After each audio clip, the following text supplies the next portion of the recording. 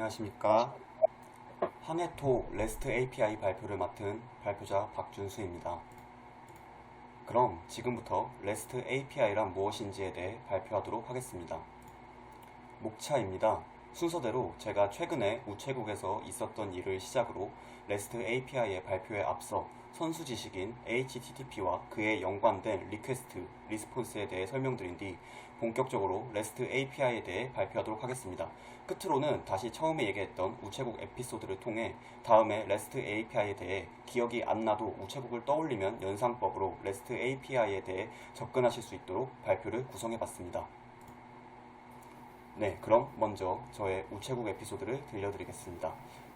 저번 주였던가요? 저는 갑작스럽게 여의나루역 근처에 사는 친구에게 택배를 붙일 일이 생겼습니다. 근데 송장이란 걸 작성해야 되더라고요. 인터넷으로 알아보니 송장이란 고객, 즉 클라이언트가 택배를 서빙해주는 우체국. 그냥 서빙을 해주니까 서버라 부르겠습니다.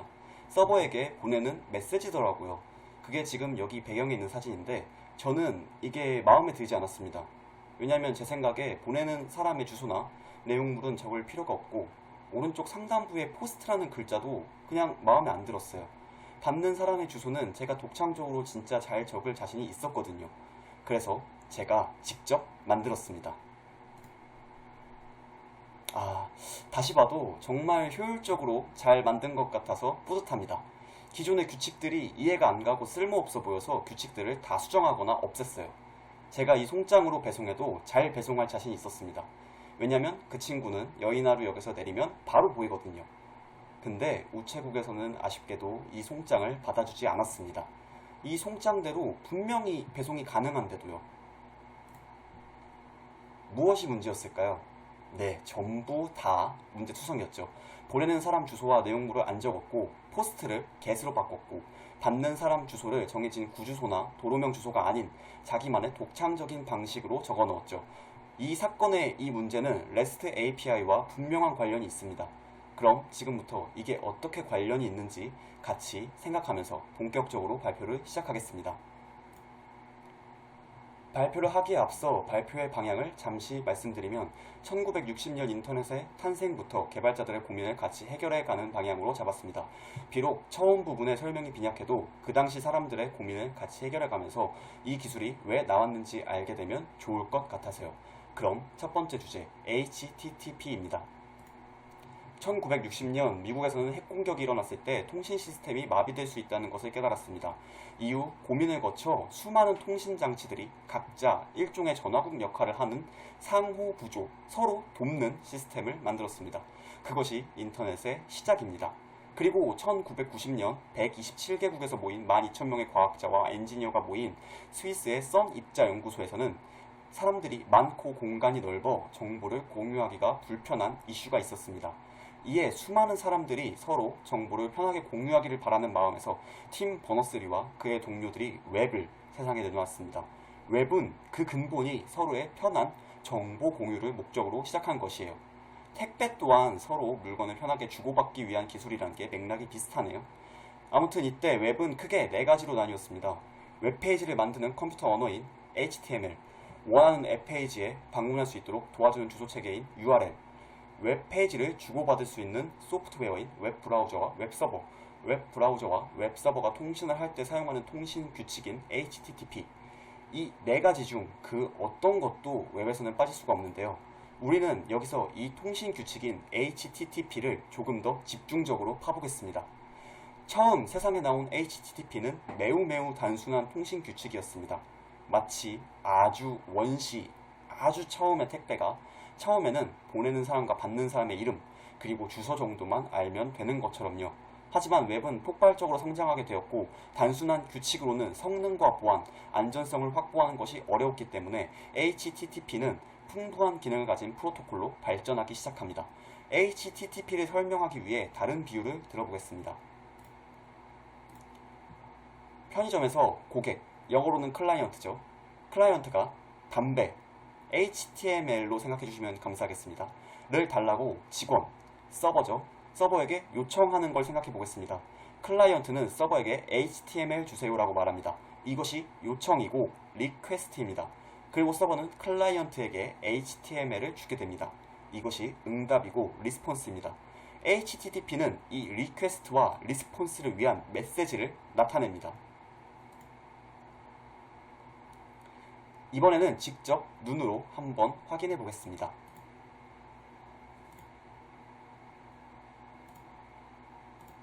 네, 여기 보시면은 제가 미리 제 로컬 개발 환경에서 만들었는데요. 지금 여러분들도 크롬에서 F12를 누르면은 이렇게 개발자 도구로 들어가실 수가 있고, 네트워크 탭을 보시면은 이 서버와 클라이언트가 서로 통신하는 것을 모니터링 하실 수가 있습니다. 이 1.html을 클릭하시면은 이런 식으로 리퀘스트, 즉 요청이죠. 요청 헤더 메시지를 보실 수가 있고요. 그리고 리스폰스 헤더, 응답 헤더를 볼 수가 있습니다. 여기 옆에 소스 보기를 보시면은 좀 더 날 것 그대로의 메시지를 보실 수가 있어요. 이런 식으로 여러분도 각자 이렇게 쉽게 HTTP를 보실 수가 있으니 이 강의가 끝나면은 한 번쯤 보는 거를 추천드립니다. 이제 PPT로 가서 좀 더 자세히 알아보겠습니다. 네, 위에 사진을 보시면 첫 번째 행에는 이렇게 형식이 들어오고 그걸 리퀘스트 라인이라고 부릅니다. 밑은 리퀘스트 헤더스라고 부릅니다. 그리고 둘을 합쳐서 리퀘스트 메시지 헤더라고 부릅니다. 그리고 만약에 서버 쪽으로 전송해야 될 정보가 있다면 밑에 정보들이 실제 내용입니다. 그 내용을 페이로드라고도 하고 바디라고도 합니다. 이 바디와 헤더는 그 중간에 블랭크 라인을 두서 구분한다고 약속되어 있습니다. 블랭크 라인이 말만 좀 어렵지 그냥 공백을 둔다고 생각하시면 돼요. 이제 조금 자세히 보시면 첫 번째 줄은 get으로 시작합니다. 이걸 메서드라 합니다. 표현하고 생성하고 수정하고 삭제하는 것에 대한 정보를 나타내줍니다. 다음으로 루트, 뒷딱, 그리고 text.html을 요청하면서 내가 사용할 수 있는 통신 방법은 http 1.1이다라는 정보를 보내줍니다. 또한 호스트를 보시면 어떤 웹서버의 주소로 접속했는지를 알 수가 있습니다. 그 외에도 유저 에이전트는 웹브라우저에 자신이 누구인지를 밝히는 것이기도 한데, 이 콘텐츠를 이용하면 웹서버를 이용해 통계를 낼 때 내 웹서버는 어떤 브라우저와 운영체제를 쓰는 사람들이 많이 접속하는지도 알 수 있겠죠. 또 경우에 따라서는 유저 에이전트가 이렇게 크롬이나 파이어폭스 이런 것이 아니라 어떤 로봇이 접근할 수도 있습니다. 그런 경우에는 웹서버는 이런 정보를 바탕으로 해서 그 요청을 차단할 수 있습니다. 원하지 않는 요청일 수 있기 때문이죠. 유저 에이전트는 그런 목적으로 사용되고, 이로써 아까 위에서 얘기했던 HTTP 보안 강화의 목적이 어떻게 이루어지는지도 살짝 알게 되었습니다. 이제 다음으로 응답 헤더를 보시면 첫 번째 행에는 아까 HTTP 1.1 205K로 나오는 스테이터스, 즉 상태가 나옵니다. 첫 번째 HTTP 1.1은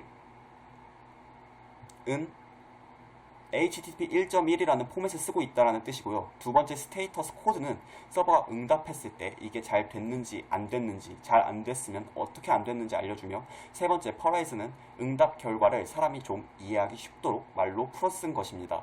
웹 브라우저는 위에서 받은 정보들을 받아서 자신의 어떤 필요에 따라서 잘 처리해서 화면에 표시해줍니다. 즉, 리퀘스트와 리스폰스를 통해 웹 브라우저와 웹 서버를 정리하면 웹 브라우저는 사용자가 요청한 정보를 웹 서버에게 대신 물어봐주는 기계이고, 웹 서버는 자기가 가지고 있는 정보를 보내주면서 이렇게 생긴 응답 헤더를 만들어주는 기계라고도 할 수 있으며, 웹 브라우저는 그렇게 받은 정보를 화면에 그려주는 역할을 한다고 보충적으로 얘기할 수 있습니다. 그럼 이쯤에서 다시 우체국으로 돌아와 보겠습니다. 손님과 우체국 사이에는 송장이라는 규칙이 있었습니다. 기계와 기계 사이에도 웹을 통해서 통신을 할 때 정해진 규칙이 있습니다.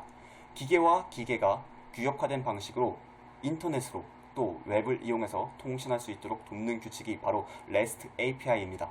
API를 잠깐 짚고 넘어가면 API, 플레임은 어플리케이션 프로그래밍 인터페이스로 어플리케이션, 스마트폰, 카카오톡 서버 등 서로 다른 프로그램, 인터페이싱 하는, 즉 요청과 응답을 주고받는 체계라고 이해하시면 될 것 같습니다. 좀 더 풀었으면 어떠한 방식으로 정보를 요청해야 하는지, 그리고 그러한 요청을 보냈을 때 어떠한 형식으로 무슨 데이터를 전달받을 수 있는지에 대해 정리한 일종의 규격이라고 볼 수 있는데요. 다시 익숙한 택배로 비유하면, 송장에 저희가 정확한 정보를 기입하면 정확하게 그 주소로 물건을 운송해주죠. 이때 이 송장이라는 체계가 API입니다. 즉 API는 컴퓨터의 기능을 실행시키는 방법을 의미합니다. 따라서 파이썬의 프린트나 자바스크립트의 콘솔 로고도 전부 API입니다. 왜냐하면 컴퓨터의 기능을 실행시키는 방법이니까요. 이제 이런 API 앞에 REST가 붙은 REST API의 정체는 대체 무엇일지 알아보도록 하겠습니다. 사람들은 어떻게 하면 더 좋은 API를 만들 수 있는가에 대한 고민을 했고 그 고민에 대한 결과물이 REST API라고 하면 좋을 것 같아요. REST API는 특정 기술을 의미하는 것이 아니에요. HTTP를 이용해서 기계들이 서로 통신을 할 때 HTTP가 가진 잠재력을 최대한 이용할 수 있도록 유도하기 위한 말하자면 모범 사례라고 할 수 있습니다. 좀 더 REST API에 깊게 들어가겠습니다. 우리가 웹 서비스를 운영한다 할게요. 하나하나의 글을 토픽이라 부르기로 했다면 이런 모습으로 데이터를 가지고 있을 겁니다. 이런 데이터들을 REST API에서는 리소스라고 합니다. 그리고 리소스는 URI를 통해 표현돼요. 이렇게 토픽 전체를 식별하고 싶다면 http example.com topics라고 합니다. 이거를 컬렉션이라고 명칭해요. 컬렉션의 하나하나의 데이터는 엘리먼트라고 합니다. id 값을 엘리먼트에서 사용하는 것이 일반적입니다. 여기 보시면 엘리먼트의 URI의 뒤에 id 값이 붙은 것을 확인하실 수가 있죠. 근데 중요한 건 URI는 단지 그 정보를 식별하는 이름일 뿐이고 리소스를 URI로 표현하는 것만으로는 아무것도 할 수 없어요. 그러니 이 정보를 가공할 수 있어야겠죠. 정보에 대한 가공 방법은 굉장히 많을 것으로 추측되지만 사실 4가지밖에 없습니다. 생성, 읽기, 수정, 삭제, CRUD라고 하는 겁니다. 이러한 작업들을 REST API에서는 메소드라고 부릅니다. REST API는 웹의 통신 규약인 HTTP를 이용하기 때문에 HTTP가 가지고 있는 메소드를 이용합니다. 여기부터는 추상적인 내용이므로 조금 실습적인 방향으로 가볼게요.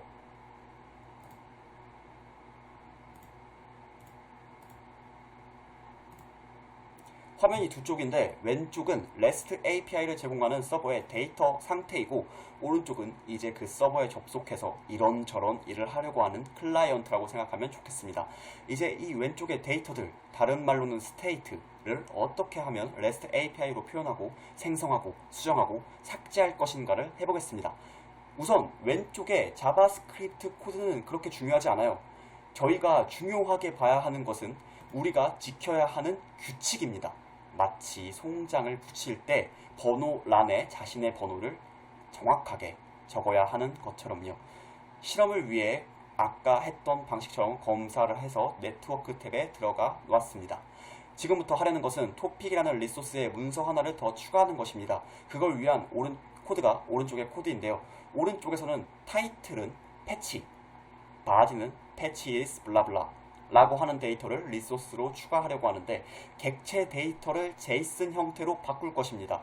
여기 바디를 보시면은 json.stringify라고 적혀있죠. 이게 JSON 형태로 바꾼다는 뜻인데 이거는 문법은 다시 얘기하지만 중요하지 않아요. 중요한 거는 서버에게 내가 만든 데이터는 JSON이야 라고 알려줘야 한다는 겁니다. 이 알려주기 위해서 우리는 API의 컨텐트 타입이 어플리케이션 JSON이라고 알려줘야 하는 겁니다. 이게 REST API예요. 그리고 우리가 하려는 일은 내 데이터를 생성하는 건데 생성이 HTTP 프로토콜에서 포스트이기 때문에 메소드로 포스트를 쓴다 라고 하는 것이 REST API의 권고안입니다. 즉 저희는 지금 REST API의 권고안 규칙을 지키며 포스트를 하고 있는 겁니다. 송장에 주소를 맘대로 적었다가 택배가 여의나루역 무지개 돗자리로 가면 안 되니까요. 그리고 JSON 데이터를 쓴다 이런 것들은 우리의 선택입니다. 잘 구분하셔야 돼요. 그건 REST API가 규정하지 않아요.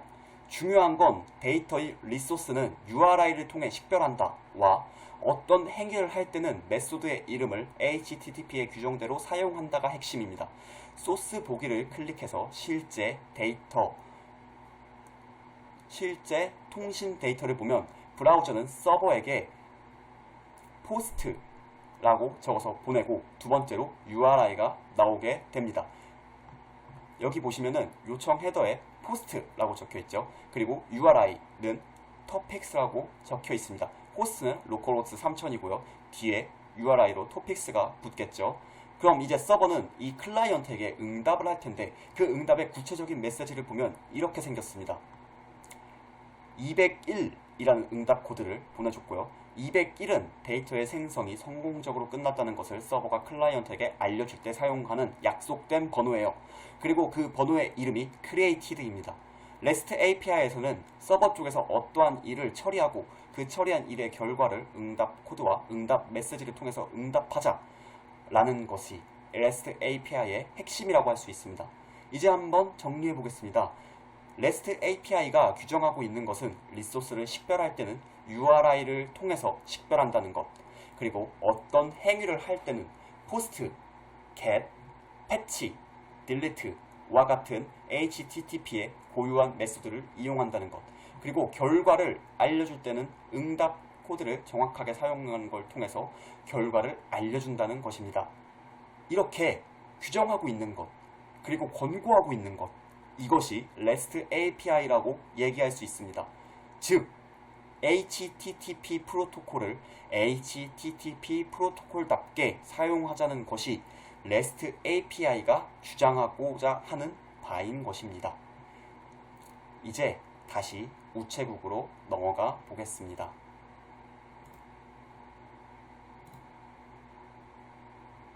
네, 그래서 우체국이 뭐가 어떻게 됐을까요? REST API와 연결지어 무엇이 문제였는지 이제는 조금 알 것 같습니다. 내용물을 적지 않아 리소스를 식별할 수가 없었고 포스트라고 적혀있는 고유한 법칙을 무시했으며 반송될 경우 결과물이 도착해야 할 응답 주소를 정확하게 알려주지 않았습니다. 그럼 이제는 반대로 왜 REST API를 지켜야 하는지 정리하며 마무리하겠습니다. REST API 방법을 사용하면 주소와 메서드만 보고 요청의 내용을 알아볼 수 있다는 장점이 있습니다. 그래서 개발자 간의 소통도 쉽고 개발 시 혼선도 덜 빚어진다고 합니다. REST는 서버의 자원을 정의하고 자원에 대한 주소를 지정하는 방법을 가리킵니다. REST API 방법에 따라 주소를 만들면 이 주소가 서버의 자원을 정의합니다.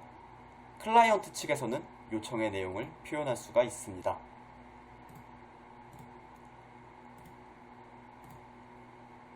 끝은 다시 한번 REST API의 권고안으로 마무리하겠습니다. 리소스를 식별할 때는 URI를 통해서 식별한다는 점, 그리고 어떤 행위를 할 때는 post, get, patch, delete와 같은 HTTP의 고유한 메소드를 이용한다는 것, 결과를 알려줄 때는 응답 코드를 정확하게 사용하는 걸 통해서 결과를 알려준다는 것입니다. 이렇게 규정하고 있는 것, 그리고 권고하고 있는 것이 REST API라고 얘기할 수 있습니다. 중요하기 때문에 같은 문장을 다시 한번 말하면은 HTTP 프로토콜을 HTTP 프로토콜답게 사용하자는 것이 REST API가 주장하고자 하는 바인 것입니다. 네, 이 발표 내용은 전적으로 유튜브 생활코딩의 이고잉님의 강의를 바탕으로 만들었습니다. 네, 발표를 들어주셔서 감사합니다. 너무너무 잘 들었고, 그 질문할 게 있는데, 네. 메소드에 보니까 업데이트 부분에서 두 네. 개가 나오더라고요. 푸시랑 패치.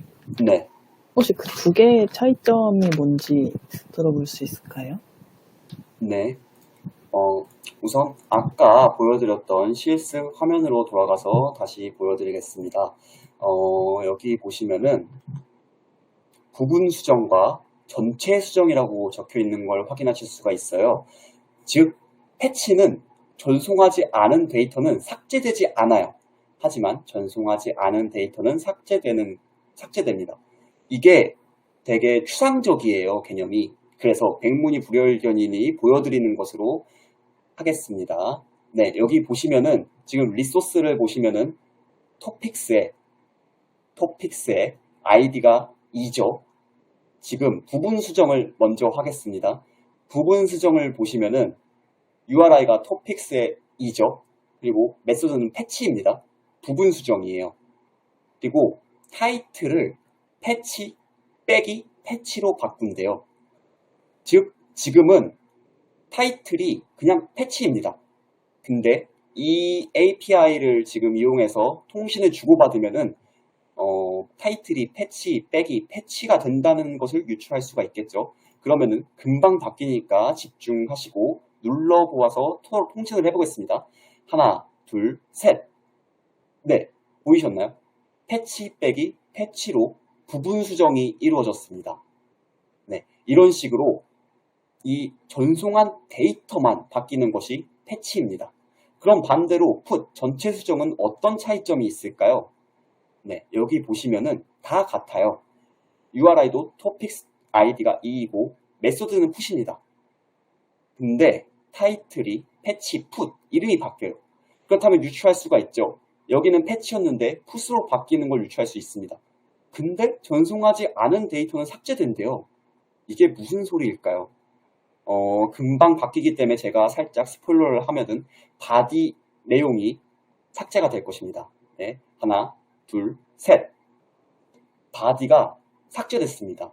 즉, 부분 수정은 여기서 전송하지 않은 데이터는 건드리지 않아요. 그냥 전송한 데이터만 수정합니다. 하지만 전체 수정은 전송하지 않은 데이터는 삭제시킵니다. 즉, 둘의 차이는 그곳에 있습니다. 전송하지 않은 데이터를 어떻게 처리할 것이냐. 네, 감사합니다. 너무 설명 잘해주셔서 감사합니다. 다른 분들도 이해 안 되셨던 거 있으시면은 질문해주세요. 설명이 너무 좋아가지고 지금 준수님한테 물어보면 다 알려주실 것 같은데.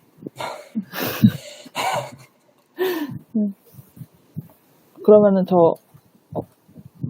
하나만 더 궁금한 게 있는데, 아까 네. 스테이터스 코드가 뭐 네. 1번 때는 뭐 2번 때는 뭐 이렇게 알려주셨잖아요. 그러면은 네. 아무것도 설정하지 않았을 때 기본적으로 가는 리스폰스 스테이터스 코드는 혹시 어떻게 되는지 알 수 있을까요? 아무것도 설정하지 않았을 때요. 네, 기본적으로 가는 응답 코드. 기본적으로. 그러니까 API를 이용했을 때 바디에 아무것도 적지 않았을 때. 아니요, 그냥 성공적인 리스폰스를 받았는데 서버에서는 딱히 스테이터스 코드를 설정하지 않았어요. 네. 에러가 나지는 않았고. 그러면은 혹시 어떻게 될까요? 저도 우선 이 부분에 대해서는 오개념이 있을 수 있다는 것을 먼저 말씀드리고 진행하도록 하겠습니다. 보시면은, 여기 아까 제가 처음에 웹에서 그 실습이 아니라 웹에서 제 로컬 환경에서 이제 요청을 보냈을 때 응답에 200, OK라고 스테이터스 코드는 200이고 OK가 뜬 것을 확인할 수가 있어요. 제가 알기로는 아무 이상이 없고 정상적으로 통신이 주고받아졌다면 200 OK가 뜨는 것으로 알고 있습니다. 감사합니다. 나중에 개발하실 때 서버분들 응답 코드를 적어서 보내줘야 하는 경우가 있는데 저 값이 디폴트 값이니까 200이면은 안 적어서 보내도 되겠네요. 그러면 이것도 한번 참고해 보시면은 다른 분들도 좋을 것 같았습니다. 네. 다른 분들도 질문해 주세요. 혹시 질문해도 될까요? 네, 좋습니다. 네, 질문이 있는데요. 제가 정확하게 이해를 했는지 모르겠는데, 이게 일단 어쨌든, 그러면 이 REST API가 모든 웹에서 다 사용이 가능한 건가요? 네, 그렇습니다. 그러면은 이 REST API 사용함으로써의 이점이 뭐예요? 예를 들면요. 안드로이드, 그리고 아이폰, iOS죠. 그리고 모바일 환경, 그리고 저희 데스크탑 환경, 언어가 달라요. 제가 알기로는 아이폰은 아마 스위프트라는 걸 사용했던 걸로 알고 있고요. 안드로이드도 안드로이드 진영의 언어가 있고, 코틀린도 코틀린의 언어가 있습니다. 모든 프로그래밍 언어가 달라요. 근데 여기서 이 REST API를 사용하면은 아까 URI 같은 경우에는 모두가 통일되어 있어요. 즉, 우리는 URI를 통해서 어떤 정보가 주고받아지는지 유추할 수가 있어요. 안드로이드에서 API를 통해서 정보를 주고받든 통신을 하든 앱 환경, 애플 환경에서 주고받든 아니면은 저희 뭐 윈도우 환경에서 주고받든 이 URL을 이용하면은 개발자들이 모두가 통일돼서 이거는 푸시니까 뭐 정보가 바뀌겠구나, 패치니까 패치가 되겠구나. 그러니까 통일된 환경에서 개발을 할 수가 있습니다. 진행이 가능해져요. 그래서 혼선이 적어지는 장점이 있습니다. 네, 알겠습니다. 감사합니다. 네, 감사합니다.